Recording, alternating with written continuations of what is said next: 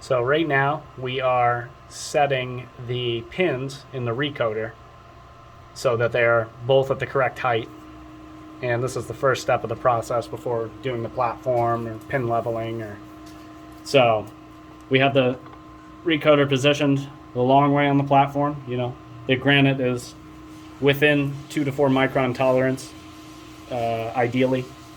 So on your other side, you have the set screws. All right, so we're gonna set this down.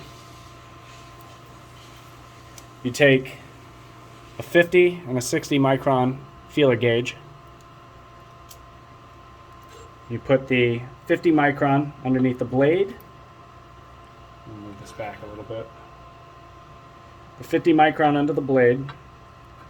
And then you're going to drag the 60 micron underneath the pin. So right now, I cannot go underneath this pin. All right, and if I lift the blade and I put the pin on it, it's very tight. Okay, and we also know that it's tight, so it's too low, because when you go back and forth, it's etching the granite.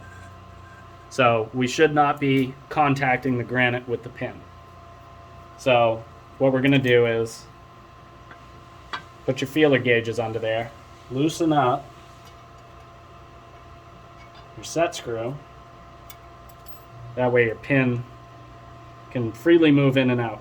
Then we're going to set the pin way too long there, and we're going to come down. Oop, it'll fall out. If it falls out, that's good. That means you don't have too much resin in there or anything. So I'm going to set it down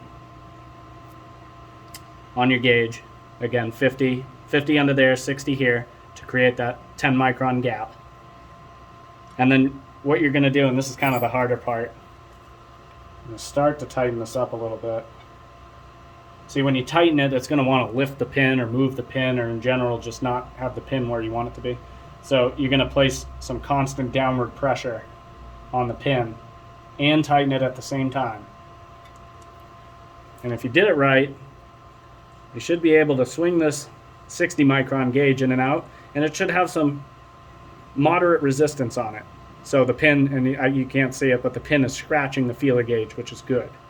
All right, that means we got a pretty good level. And when we go like this, there's no scratching. And that's how you set the pin. So you want to set the pins to make sure that, you know, your pin level and everything comes out right. The front and the back pins need to be set the same exactly, and this is how you do it.